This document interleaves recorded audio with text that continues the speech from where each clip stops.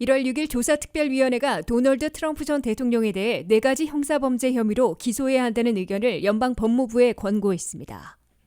성탄절을 앞두고 미국 학교에서 어린 학생들이 리코더로 캐롤송과 함께 아리랑을 합주해 박수와 찬사를 받았습니다. 버지니아 한인회에서는 김치의 세계화를 위한 김장나는 축제를 열어 김치의 우수성과 김치 사랑을 전했습니다. 은퇴자금 100만 달러가 가장 빨리 소진되는 주는 하와이주로 10년 만에 소진되는 것으로 나타났고 미시시피주는 25년으로 가장 늦게 소진되는 주로 조사됐습니다. 바이든 행정부가 미 전역의 노숙자들을 2년간 25% 줄이겠다는 캠페인에 나섰습니다. 여러분 안녕하십니까? 워싱턴 뉴스 투데이입니다. 의사당 점거 사태를 조사해온 연방하원 1월 6일 조사특별위원회가 18개월의 조사를 마치면서 도널드 트럼프 전 대통령에 대해 4가지 형사 혐의로 기소해야 한다는 의견을 연방 법무부에 권고했습니다.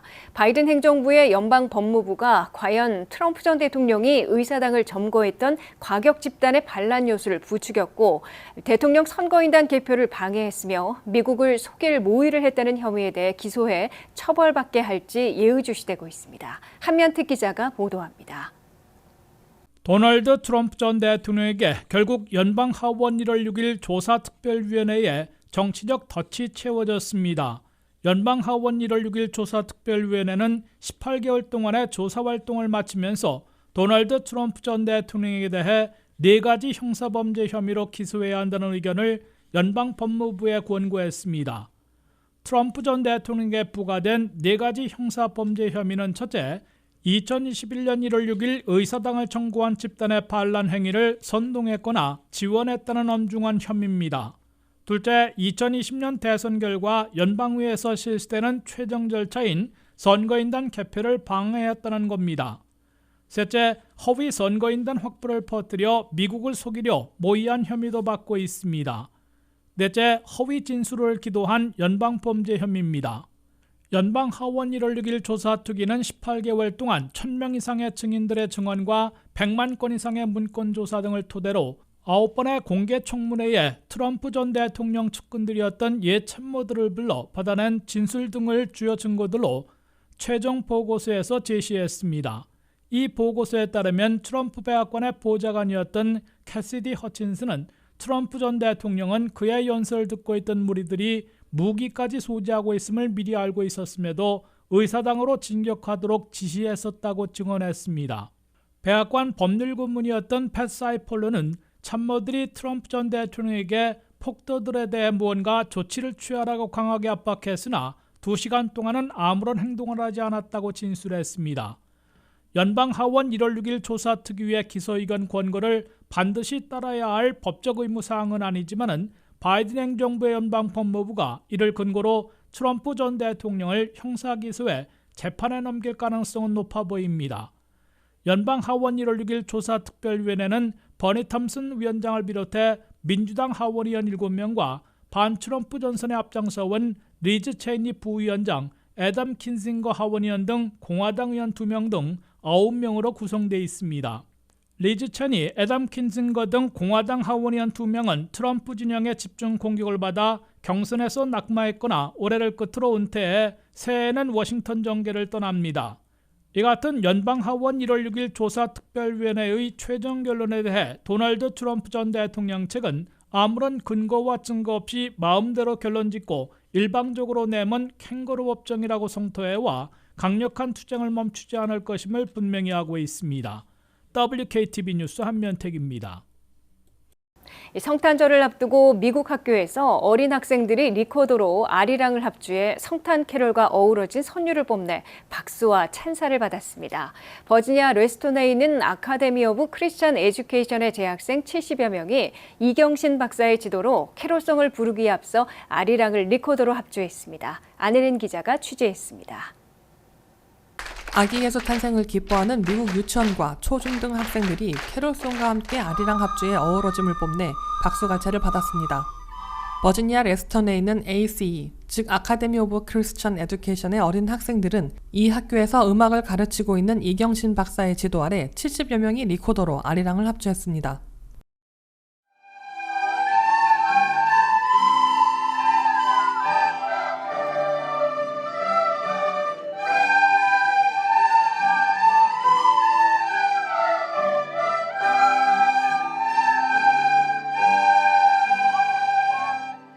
한국인들의 정서가 가장 많이 담겨있는 아리랑을 합주한 학생들은 곧이어 조이 투 더 월, 스노우 등 성탄 캐롤송을 율동과 곁들여 불렀습니다. ACE 학교에 다니는 70여 명의 학생들이 갈고 닦은 아리랑 리코더 합주와 율동을 곁들인 성탄 캐롤송이 묘하게 어우러져 성탄의 기쁨을 배가시키는 분위기였습니다. 내 몸속엔 한국인의 피가 흐르고 있다는 이 학교 7학년 네이든 리스 군은 한국 문화의 상징인 아리랑을 합주하고 맛있는 한국 음식을 즐길 수 있어 너무 자랑스럽고 감사하고 있다고 밝혔습니다. I felt really good on the stage. Arirang is really popular folk song in Korea, and I'm so grateful that I can be singing and that I really like Korean food also. So I'm really happy that I can represent Korea. ACE 학교는 버지니아 레스턴에 1996년에 세워졌으며 현재 킨더가든 유치원부터 8학년 중학교까지 개설해 학생들을 교육하고 있습니다. 이 학교에선 뉴 잉글랜드 음악원을 졸업하고 워싱턴 카톨릭 대학에서 박사 학위를 받은 바이올리니스트 이경신 박사가 음악 교육을 전담하고 있습니다. ACE의 로저스 교장은 이경신 박사의 음악 교육을 전폭 지지하며 매년 성탄절 음악제를 개최해왔는데 올해에는 한민족의 정서가 담긴 아리랑을 학생들이 리코더로 합주할 수 있도록 앞장서 지원했습니다. WKTV 뉴스 안혜련입니다. 미국 내 곳곳에서 김치의 날을 선포하고 김치를 즐기는 김치사랑, 김치축제가 갈수록 확산되고 있습니다.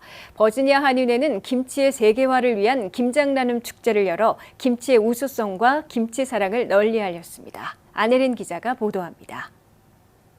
김치의 날이 선포된 워싱턴 수도권 일원에서도 김치의 세계화를 위한 김장나눔 대축제가 열려 김치의 백미인 겨울철 김장의 지혜를 뽐냈습니다. 버지니아 한인회가 지난 토요일 페어팩스 카운티 청사에서 개최한 김장나눔 대축제에는 한인들은 물론 한인 입양아 가족들, 인종을 망라한 주민들이 대거 모여 한인 고유의 김치, 김치의 백미로 꼽히는 김장김치를 맛보고 즐겼습니다.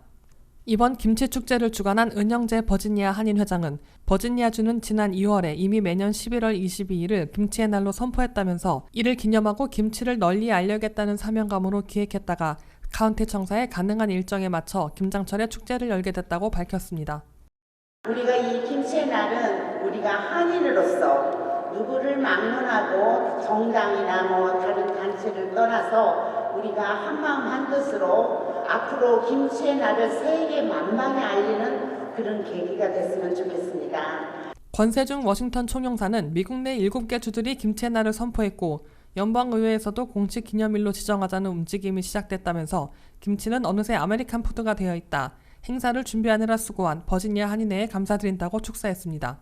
한인 입양 가족 단체인 아시아 패밀리스에서 운영 중인 코리안 컬처스쿨 학생들의 우렁찬 북 공연으로 김치 축제의 시작을 알렸습니다. 음식과 문화를 버무리다라는 슬로건으로 진행된 김치 축제에선 세계 한식요리연구원 장재옥 원장이 김치의 역사와 김치 담그는 법을 설명했습니다. 특히 $10씩 참가비를 낸 참가자들이 직접 김치를 버무리고 맛본 후 자신이 만든 김치를 가져가는 체험 시간도 가졌습니다. 이번 축제에는 버지니아 김치의 날 결의안을 상정했던 아이린 신 주 하원의원과 한인 부인을 둔 채 피터슨 주 상원의원, 캐시 스미스 셜리 디스트릭트 슈퍼바이저, 캐런 키스 가마라 페어팩스 교육위원 등이 참석했습니다. 미국 내에서 11월 22일을 김치의 날로 선포한 주들이 계속 늘어나고 있는데 현재까지 선포한 주들은 버지니아와 메릴랜드, 워싱턴 DC, 캘리포니아, 뉴욕, 미시건, 조지아 등 7개 주입니다. 11월 22일을 김치의 날로 정한 이유는 이 시기가 김장하기에 가장 알맞은 때인데다가 김치에 들어가는 11가지 소재들이 22가지 이상의 효능을 내고 있기 때문입니다. WKTV 뉴스 안혜련입니다. 은퇴 후 $100만 은퇴 자금이 있다면 25년 이상 지낼 수 있는 것으로 피델리티 인베스트먼트 조사 결과 나타났습니다. 하지만 금융 사이트 고뱅킹 레이츠의 최근 데이터에 따르면 일부 주에서는 $100만 저축이 그리 오래가지 않을 가능성이 높습니다. 은퇴 자금이 가장 빨리 소진되는 주는 하와이주로 10년 만에 소진되는 것으로 나타났고 미시시피주는 25년으로 가장 늦게 소진되는 주로 조사됐습니다. 은퇴자금 $100만 있다 해도 특정 주에서는 은퇴 생활을 유지하기에 충분하지 않을 수 있습니다. 피델리티 인베스트먼트에 따르면 $100만 은퇴 후 25년을 생활할 수 있는 것으로 나타났습니다. 하지만 금융 사이트 고뱅킹 레이츠의 최근 데이터에 따르면 일부 주에서는 $100만 저축이 그렇게 오래 지속되지 않을 가능성이 높습니다.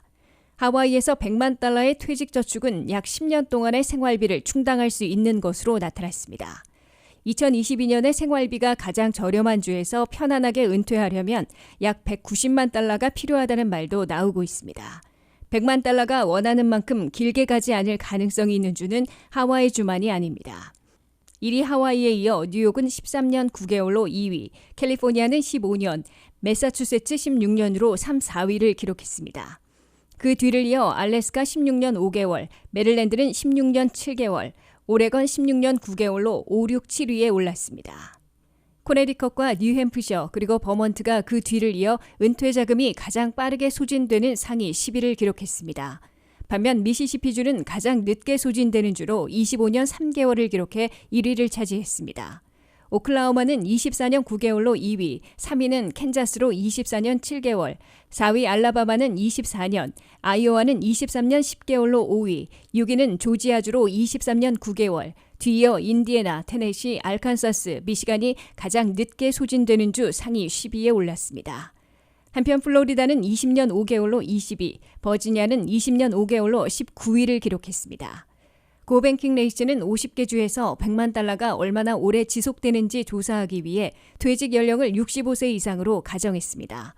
또한 노동통계국의 2020년 소비자 지출 조사와 미주리 경제연구정보센터의 데이터를 통해 주택, 식료품, 의료비, 교통비와 유틸리티 비용을 포함한 각 주의 생활비를 분석했습니다. 전문가들은 사람마다 원하는 은퇴 생활 방식에 따라 필요한 금액이 달라질 수 있다며 아직 은퇴 계획이 없더라도 은퇴를 위해 12%에서 15%의 저축을 하는 것을 목표로 할 수 있는 만큼부터 지금 시작하는 것이 중요하다고 조언합니다.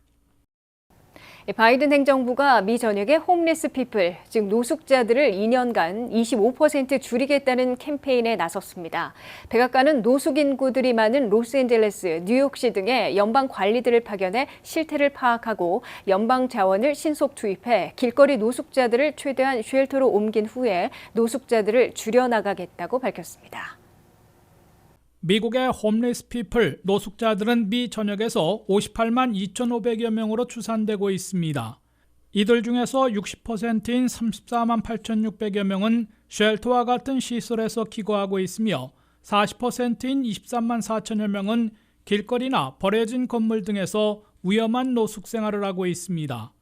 특히 노숙자들의 40%나 길거리나 벌어진 건물 등에서 노숙하고 있어 안전과 질병 등에 매우 위험하고 지역사회가 큰 골머리를 앓고 있습니다. 이 같은 노숙 인구는 팬데믹 이후 2년치로 계산하면 1% 소폭 증가한 것이지만 2021년에서 올해를 비교하면 7%나 큰 폭으로 늘어난 것이어서 사태가 악화되고 있는 것으로 지적되고 있습니다. 미국 내 노숙자들은 쉘터와 같은 시설에서 기거하는 홈리스 피플들보다 길거리 등에서 그야말로 노숙하는 경우들이 더 늘어나고 있어 사회 문제로 악화되고 있습니다. 대도시들 가운데 노숙자들이 가장 많은 곳은 로스앤젤레스로 6만 5천여 명에 달하고 있고 뉴욕시는 6만 2천여 명, 시애틀에 1만 3천여 명이 있는 것으로 백악관은 파악하고 있습니다.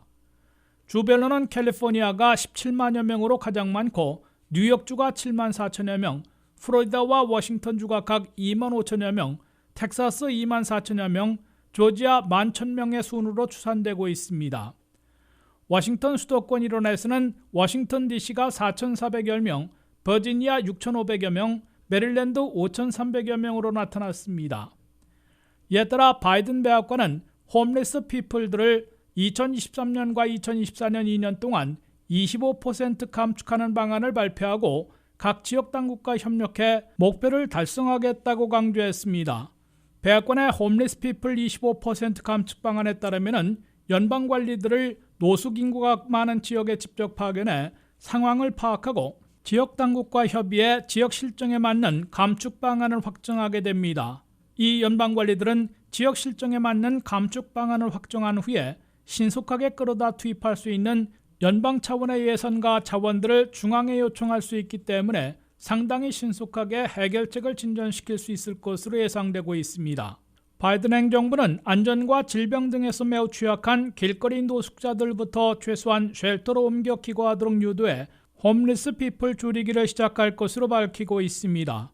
그런 다음 쉘터와 같은 시설들을 확충하고 효율적인 시스템을 구축해 노숙 인구를 줄여나갈 계획입니다. 쉘터에서 살고 있는 홈리스 피플들을 중심으로 건강관리와 동시에 직업훈련을 실시해 실질적으로 직업을 갖고 돈을 벌어 주거지를 마련해 독립하도록 지원함으로써 노숙 인구를 감축해 나가기로 했습니다. WKTV 뉴스 한면택입니다. 이상으로 워싱턴 뉴스투데이를 마치겠습니다. 시청해주신 여러분 고맙습니다.